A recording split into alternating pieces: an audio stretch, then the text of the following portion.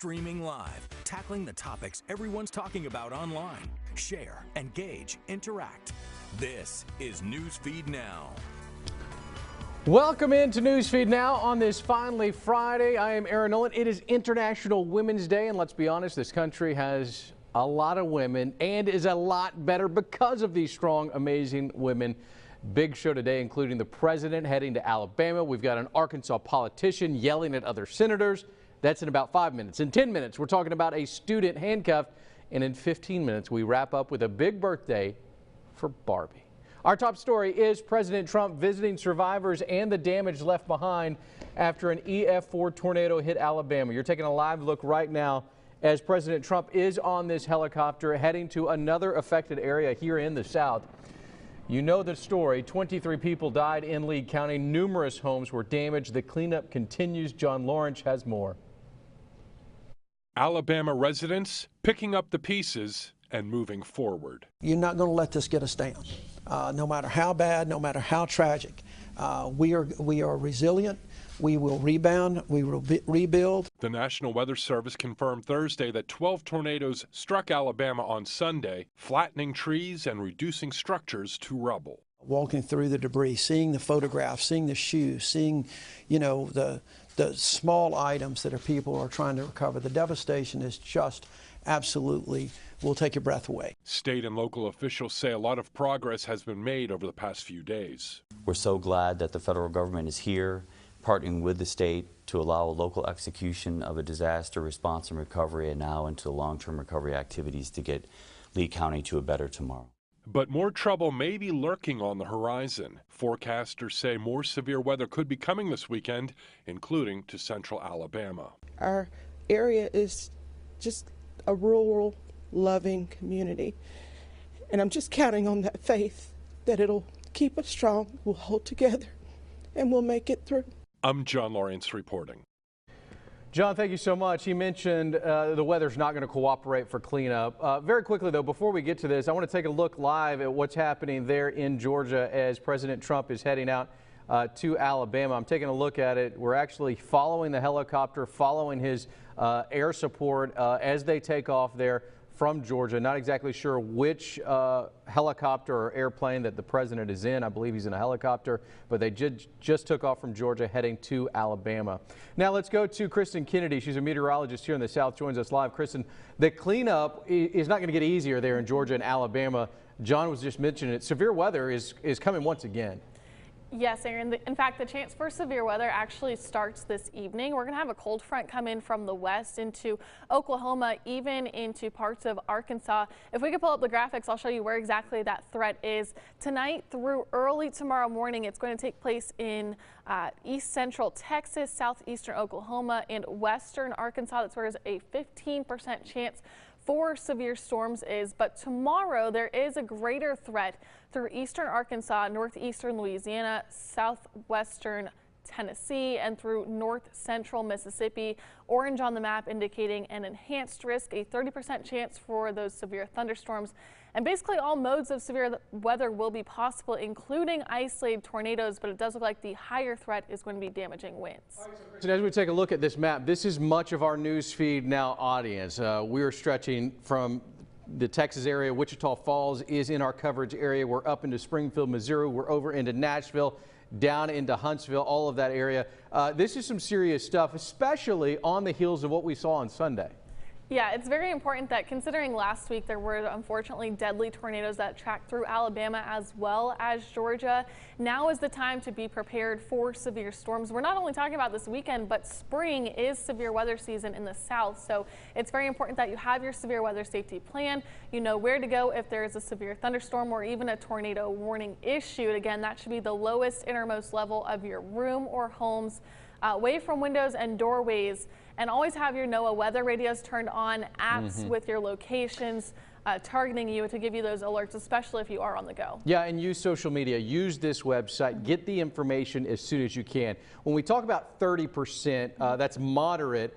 But we only see this, 3, 4, maybe 5 times a year, this moderate risk of severe weather. Yeah, you're right. A moderate risk is about 3 out of 5, and so it's pretty considerate of that chance for severe storms. I wouldn't be surprised if we do see it a few more times, considering it's already very early, not even technically spring yet. But the chance for severe storms, again, going to stick around as we head into the next couple months. So stay prepared this weekend, and as always, stay with your local channels for that weather coverage. Great information, Kristen. Thank you so much. We appreciate that. Moving to Arkansas, social media is buzzing after a state senator in that state argues against a stand your ground bill being considered. Senator Stephanie Flowers made a passionate plea, included heating remarks directed at her colleagues as Arkansas looks to allow the use of deadly force in self-defense cases. Senator Flowers argues this would not be beneficial to African Americans in that state. Quickly. I'll be as quick as I can, as quick as it takes to kill somebody, I guess. You want me to be that quick. How many black kids, black boys, black men are being killed with these stand your ground defenses that these people raise, then they get off? So I take issue with that. I'm the only person here of color, okay? I am a mother too, and I have a son. And I care as much for my son as y'all care for y'all's. But my son doesn't walk the same path as yours does. So this debate deserves more time. That for a long time since I've been back here in Arkansas, I have feared for my son's life. Now he's 27, he's out of Arkansas. And I thank God he is when you're bringing up crap like this. Do I have a right to stand my ground with some crazy person walking around with a doggone gun? I don't know what the hell he intends to do. But I know I am scared. I feel threatened. Just like some of y'all walking around here up in the legislature with these damn guns. You can see the damn print. Senator, you need to stop. No, I don't. Yes, you do. No, I don't. What the hell are you gonna do? Shoot me? Senator. Senator, what the hell? I'm telling you, this deserves more attention. All right, we're going to bring in Bill Vickery. He is a political analyst in Arkansas, having a little bit of difficulty with his connection right now. Bill, can you hear me? Let's at least talk here. Yeah, I've got you. I can hear you, Aaron. Bill, you have covered politics for quite a long time. Passion is something that happens at any state capitol around the South. Your first thoughts when you heard Senator Flowers' discussion there on Stand Your Ground? Well, I think, first of all, it's important to note that Senator Flowers had a very close family member who was a victim of gun violence. And so the issue hits home with her. Look, we see these kind of debates during legislative sessions, and we see these kinds of things happen more than I think the general public realizes. These folks are very passionate. I mean, if you serve a community, you're very passionate about the issues you see going on around you. You know, I think it's important to note here, Aaron, that Senator Clark, who chairs the committee, who was sitting right next to Senator Flowers, they're actually good friends. And so I think a lot of social media reaction can sometimes, they paint it the way that they want to paint it, as opposed to understanding what the reality is. And so you've got two colleagues, one who became very inflamed and upset, and she was allowed to speak, and sort of the kind of committee went on from there. She did return later in the committee. And look, it's a controversial issue. It's a big issue, and I don't think it's necessarily bad when you see elected officials behaving passionately about something they're concerned with. Are you surprised, Bill, that it has become so big on social media as it has? I mean, I'm searching the name Stephanie Flowers right now, and you've got people who have tweeted out videos that have been seen thousands, tens upon thousands. This one here has seen almost 70,000 times. This has hit a nerve with folks really all across America. Yes, I agree. I think you're right. It still doesn't compare to kittens playing with a ball of yarn or those kinds of things. But the reality, I think, it is an issue that the public, I think, has a significant interest in. You'd have to be a fool not to realize the racial makeup of the issue and how, supporters and detractors on either side. So I'm not surprised. It's disappointing, to truth and honesty is the first casualty of anything in a social media war back and forth. So you see folks, they're going to paint the event however their agenda is that they want to paint it. But I think the reality is you had, again, you had a lawmaker who is very passionate about a certain issue, who it has struck home with her, and but again, she was given a chance to speak. She came back to the committee hearing. You know, I can appreciate the way the social media takes this on and runs with it, but to some degree, I mean, these are colleagues that do have respect for one another still. Well, and this is healthy. I think you mentioned that. But very quickly, as far as this bill in Arkansas, it failed this week in Arkansas. Yeah. But it could be brought back up, and we could see passionate speeches like this again, correct? I think, you know, Arkansas is one of, I think, 2 or 3 southern states that does not have any type of stand your ground legislation. I think it probably will come back up again, will be heard again. You know, the beauty here is this, Aaron. I mean, all the sausage making is out in the open. It is, you know, there's no secret back room on this. Yeah. The public gets a chance to see it and sort of kind of warts and all. But isn't that better than some kind of scripted hearing where everything's predetermined? You get to see this issue playing out in a big way. That's a good point. Bill Vickery, again, thanks for taking the time. Political analyst there in Arkansas. We appreciate you, buddy. Thank you, my friend. All right, Bill Vickery on the phone. I did post this on social media. And look, the reaction is real here. There are people who are interested in this, both for and against. There is not one way that you can go on people's thoughts when you take a look at this. If we can bring up this first computer here, guys, I'm simply going to type in the name Stephanie Flowers, and I want to show you some of the clicks that have been gotten here. This one here has just taken one of the videos, been seen 907,000 times, nearly 7,400 retweets, 19,000 likes. There are people who are interested in what is going on there in that southern state. That is what Newsfeed Now is all about. We are finding these stories. We're bringing them to you in a unique way. Moving on to another story that is really making waves on social media. At 9 years old, many children are testing the limits of parents, teachers, and really any authoritative figure. That usually leads to some sort of discipline. For many schools, that's a trip to the principal's office, maybe an in or out of school suspension. But in Louisiana, one school is making news for its way of disciplining, handcuffing a 9-year-old. Bria Jones has the explanation. A 9-year-old special needs student handcuffed to a chair at Winsboro Elementary School. This photo was snapped by his mother, Sharina Henderson, after she got the call to come pick him up. I noticed he's in the classroom by himself, 4 adults surrounding him. He doesn't have on shoes. He's basically foaming at the mouth. The end result of an episode, Zycaden says, started after he did not want to do his math work. And starts doing stuff and right on the table. Then they called the principal, and then the principal called and handcuffed me. Something his mother says never should have happened. You handcuffed my kid to a chair. What was logical about that?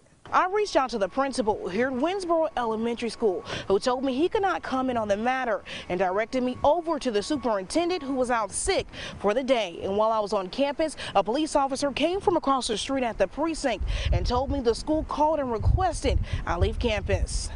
I then went over to talk with Police Chief Willie Pierce. He says, according to the school's documents, Zycaden tried to headbutt and hit teachers. At that point, he says his officer took the appropriate actions, despite the department not having a policy for handling special needs students. If we stand back and watch this child keep doing what he's doing, somebody's going to get injured. And we're here to prevent anybody getting injured. Him being placed in handcuffs did not hurt that child. Henderson says her child is traumatized and accommodations should be made for kids with disabilities. All right, Bria now joins us live from Monroe, Louisiana. Bria, first off, I want to talk about going to that school. You were on campus for a short amount of time and then they asked you to leave. Is that right? Yeah, I was on campus. I was shooting some video for the story, and then an officer just walked over and approached me and said, "Hey, have they talked to you?" And I was like, "No, I just got here." And he was like, "They just called and asked you to leave." You know, that is part of what we do. I mean, we kind of press those limits sometimes, no doubt about it. All right, so this mom, what was her first thought when she got the call that her son was handcuffed in class? What was her first response? She was heading to Monroe, which is where we are, and she had to drive back, and she thought her sister was coming to get him, but then she realized it was urgent, so she was like, "Hey, I'll just head back to get him myself." And when she got there, she just said that her heart just dropped because she couldn't believe what she was actually seeing. All right, in talking to school officials and even law enforcement in that area, it sounds like to me that they thought this was acceptable. Is that what you got away from this? Yeah, that's essentially what I got away from it. I actually it's been about 2 or 3 days, I still haven't heard back from the school board or the principal who called to have me kicked off campus. And then when I did talk to the police department, they were very receptive. They did an on-camera interview with me, but they were saying, "Hey, we don't have a policy in need for special needs children, and we handle all kids the same, and that this is something that's not unusual." They felt like they were in the right here. Okay, so you're still waiting to hear back from them. Mm-hmm. What was the response from the community, whether it's on Facebook, Twitter, social media responses? Was there an outrage? Were they frustrated? Did they agree with law enforcement hearing this? A lot of people were really upset. I posed a question on our Facebook page and I said, did they take it too far? Because there are two sides to this. The mom is obviously, she's upset, and then we have the police department who says, "Hey, we did nothing wrong and we do it again." So, you know, on our Facebook page, we had a lot of people coming from both sides, some understanding law enforcement, while others, majority of the people were outraged, wondering why at any point would it be necessary to handcuff a 9-year-old. But again, in this situation, I want to clear up one thing, that there's no shying away from the fact that Zakaden was causing some kind of disturbance, and law enforcement felt this was the only way they could get it under control. Yeah, that was where they were coming from. It was he told me it was a female officer that was called over to the school, and at that point they said they were watching a movie, and then they transitioning into their math work, and he did not want to do the math work, and they said he started throwing blocks, and then according to the school, that's when he started becoming violent, trying to hit teachers and things like that, and that's when the police chief says his person did what they were supposed to do and handcuff him. All right. I think a lot of questions still remain from this one, Bria. A lot of questions. Thanks so much. We appreciate you taking the time here on Newsfeed Now. Time for a new segment. I love Fridays. In fact, I call Fridays Finally Fridays. So every time Friday finally rolls around on Newsfeed Now, we're going to give you Finally Friday Feels. It's a story that'll make you laugh, smile, feel good, or just remember good old times. Today, it's all about 6 decades of Barbie. Jennifer Piñate has more on this iconic birthday.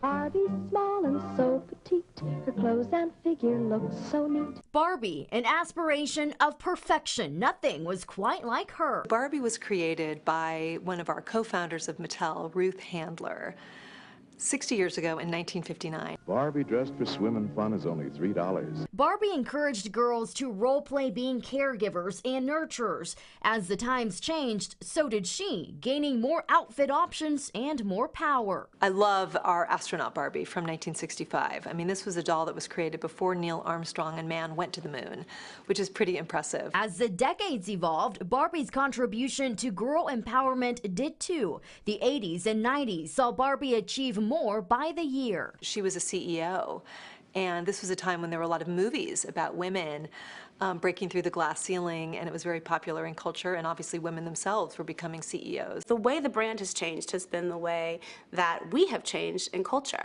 You'll always see Barbie being reflective of what's happening right now in society and the world of fashion. Barbie has stood the test of time, being timeless and timely, reflecting what girls now see around them and being an inspiration for young girls to break even more barriers in life. Niche careers like beekeeper Barbie, and of course robotic robotics engineer. We've always had great history in the STEM field, and that's an important area for us to continue to reinforce with girls. With Barbie and Tinker, the possibilities are endless. Barbie is not only reflecting change in women and their careers, but changing the meaning of beauty, launching its most diverse line in 2015. The introduction of the body types, we've had multiple skin colors, eye colors, hair textures. We're on a path of continued evolution. So as long as we continue to connect to culture and are as inclusive as possible, as reflective of the world around us as possible, I think Barbie will have the staying power for another 60 years. All right, Jennifer joins us now live from Fayetteville. Jennifer, is there anything that has stood the test of time quite like the Barbie doll? You know, she's iconic. She's a timeless toy, and we've really seen her evolve throughout the years. And that was one of the main things that I loved, you know, about this story and just learning the history of Barbie. You know, she was, like you saw in the story, the first astronaut Barbie in 1969, and it was just, you know, breaking some barriers for girls and really helping them be inspired and break barriers of their own. Yeah, a lot of people, and I was naive growing up that, you know, I was playing with G.I. Joes and maybe a few Barbies would trickle in there, I'm not going to lie. But Barbie was more than just a doll. I mean, Barbie was all about, you know, and what I will say now with two daughters of my own, all about trailblazing, all about being different, all about being the best woman you could be. Exactly. And Mattel and the senior vice president of Barbie, who you heard in the story, they make that a point. Like, they are continuing to evolve with the times and showcase women in power for these girls to be inspired and to get some gusto of their own and succeed. You know, there are so many Barbies, surgeons and veterinarians and CEOs and robotics engineers, and now with the line of diverse Barbies with prosthetics and wheelchairs and girls that look like me and other, you know, minorities, which is awesome. You know, it really gives girls a sense of a confidence boost, of course, you know. All right, it's International Women's Day. Again, with two daughters of my own, I love this day. I love the ability for me to be able to encourage them to be everything that they can be. If you could have one woman be a Barbie, who would it be? Who would you design the next Barbie as? Oh, wow. That's a tough question. It's a loaded question. There's so many, right? That's a loaded question. There are so many powerful women just, you know, making history. Ruth Bader Ginsburg. Okay. Why not? All right, so here's mine. It's Simone Biles. Okay. And the reason why it's Simone, I just found a quote from Simone here, Jennifer. I'm not the next Usain Bolt or Michael Phelps. I'm the first Simone Biles. First and only. Isn't that great? I mean, I get chills when I'm thinking about that. I want my daughters to say that, right? I'm not this person, I'm not this person, I'm the first. I'm the first. I am me, and I'm so happy being me, and I have so much to offer the world. Perfect. Jennifer Piñate, thank you so much for taking the time from Fayetteville, Arkansas. We appreciate it. Very cool. Aaron. Barbie, 60 years old. That is hard to believe. Before we go, I want to take a little bit of time and bring up some other women. This is according to biographyonline.net. Some women that have changed our world. Yeah, we can go back to 570 BC, but let's go to where, you know, we start really thinking about women who have changed our life. How about Sojourner Truth from 97 to 83 made a difference in the women's rights. I love that. We've got Queen Victoria, who is in this list. Susan B. Anthony, obviously in this list. Emily Dickinson, writing some of the best poetry ever. It's so cool to go through this list, and I just wanted to show you some of these people who have been trailblazers for women. Katharine Hepburn is on that list. Mother Teresa, I think that's a great place to stop. No one quite in history has done for mankind, for womankind, for all of us, what Mother Teresa has. Well, that is Newsfeed Now for this Friday. Finally Friday. Hope you guys have a fantastic weekend. We will talk to you next week. Bye, guys.